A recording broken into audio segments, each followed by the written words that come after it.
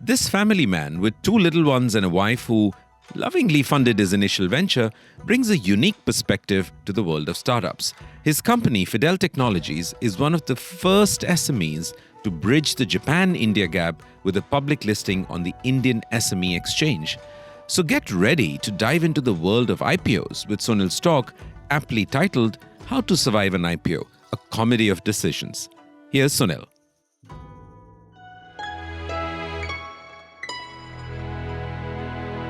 Sunil, we might have to prepone our IPO to June instead of September because of this Ukraine war, because markets might be volatile around September, or we might have to completely postpone it. This was one of the shocks that I got in an early morning in February 2022. Here we were still doing in the diligence phase, and I had not mentioned about this to anyone. I had kept it secret because, again, if in this diligence, something they find out and we have to stop, what will others say? So it's a typical middle class kind of mindset, so I had kept it under wraps. Just 2 weeks back, they had given me another shock by asking, can you show us something to prove that you had sent remitted the initial amount to your account from your own account in 2001. Here I was that I don't remember what I did last week, and these guys were asking me for documentation from 2001. And thus started my journey of an IPO. Going for an IPO, in my case, was a decision more made from heart than from my mind. In 2001, I had just turned 30. And that time I thought that Indian life expectancy is about 60 to 65 years. And here I had completed half of my life doing unwanted things. And I thought that I should do something different in next 30 years. And out of an impulse, I dived into entrepreneurship. In 2021, I turned 50. And I thought that last 20 years, I have ran this company in a certain way. Now it's the right time to do something again different. And why not take it to the next orbit now? Could be IPO, could be VC funding, or could be something different. As usual, I checked with my friends casually. Hey, I was thinking about IPO, or how about VC funding? If you have Indian friends, you'll know that, say if you ask them like, hey, I'm thinking of buying a car, should I buy a Nissan or a BMW? The suggestions you'll get is, hey, why do you need a car? Do you see or hear about the car accidents that happen? And they'll give you some outrageous suggestions that you kind of shelf your idea. Similarly, I got some crazy ideas. I thought that I have to find it by myself. So I started checking out.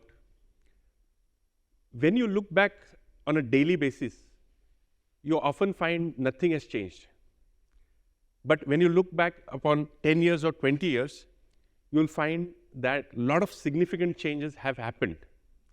Sometimes you have taken some of those decisions very casual way, but in hindsight, now they start looking like a strategic decision.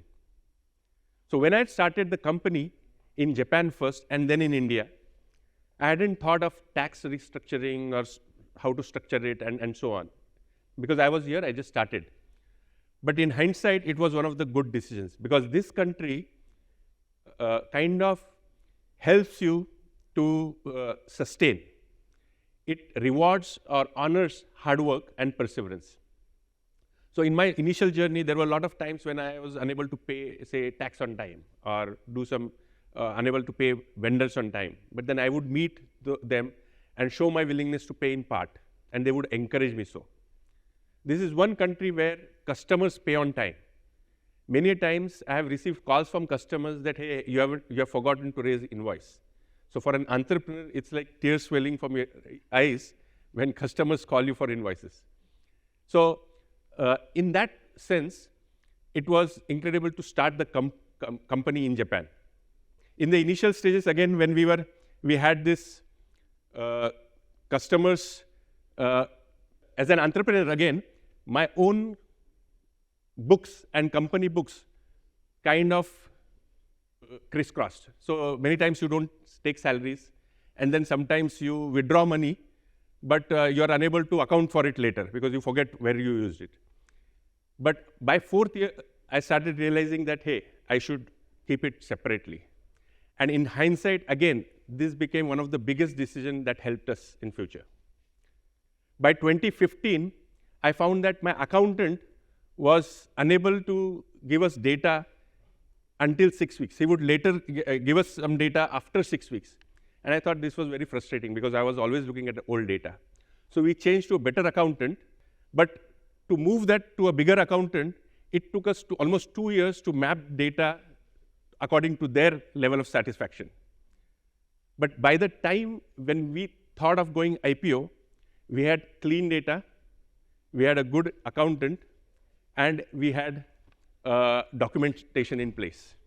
But then again, I hadn't taken into account the war. Neither I had taken into account that my first remittance that I had sent, the banks had marked as an export and not as an investment, and that would come as a haunting problem for us.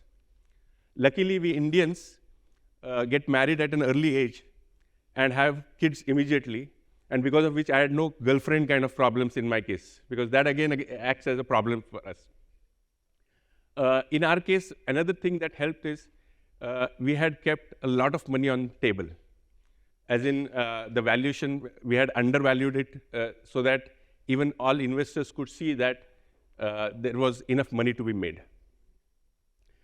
Going public in India versus going public in Japan was comparatively an easier decision because in Japan it takes a lot of time as well as from a due diligence phase, as well as the costs are prohibitive. In India, that was comparatively easy from the due diligence time perspective as from the cost perspective. We filed the DRHP, which is the draft prospectus, and still I hadn't told anyone because again, what if exchange now says no and they find something else? But the banker was going nuts because else they would have to underwrite everything. So they started saying that at least we should start visiting investors and start doing roadshows. And I obliged only on one condition, that we'll not do anything in my hometown. We'll go to Mumbai because there at least nobody knows me. Again, if I fumble anything. While talking to the initial investor, I found that we had two problems. One, they didn't understand our business or value proposition. We had positioned ourselves as a Langtech consulting firm. That is, we help customers to go global by helping them with technology as well as language solutions. They were equating us with Google and that Google would eat us. But we were saying that we are completely different. We are into software localization or building LLMs, multilingual LLMs for AI companies and so on. Secondly, unlike VCs, because I had read that VCs allow you to make losses when you are in a market expansion mode or growth mode. Whereas these investors were asking me for a PAT of 20%, which is profit after tax of 20%, and a growth rate of 40%. I was saying like I was surprised. When you stay longer in Japan, you are unable to show confidence, leave aside overconfidence. So in Japan, if somebody asks you, can you do this? You end up saying like, I think I can do it. Like, dekiru to omaimasu. And here this investor was asking me, can you give us a growth rate of 40%, PAT of 20%? And I was like, I think I can. Whereas my banker was nudging me, no, he can, his team can definitely do it. And I was like, boss, how can I commit all this to them? And as you can guess, we canceled all our next roadshow because I was unable to answer all these questions. What I thought was, I preempted all these questions into a FAQ and then put together how we address this business growth, how we address wealth sharing, transparency, about our founders, about our business model, and so on. And I think that helped us immensely. These roadshows, the undervaluation, helped us move ahead. And finally, our IPO was success. We were oversubscribed by 110 plus times. The stock multiplied and so on. Nothing changed immediately from next day. What changed were the investor expectations and the compliances. Many times when you go for IPO, people dissuade you from going public because of the compliances. But I think that that's a good opportunity for the founder to get disciplined, because there is a structure around it. From our perspective, I think going public is very a big event for an entrepreneur. Key thing is letting go of control.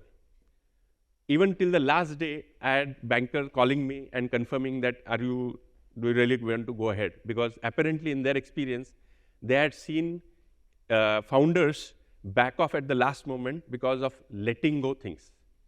And there, I thought that because this letting go control is very difficult for a founder. I think in my case, this letting go brings a new phase, because in the Indian context, we have 4 phases in life. One is the brahmacharya phase, which is from 0 to 25 age, you are in the mode of learning. Then from 25 to 50 onwards, you are in the grahastha phase, where you are earning for your family and children. And from 50 onwards, you are in the vanaprastha phase, when you are in the phase of giving out, working, building legacy, sharing your wealth. So jumping into business at the age of 30, naively, and then going IPO and going public, and now creating jobs and opportunities, sharing wealth for members of the society at the age of 50, I think life comes a circle for me. Thank you.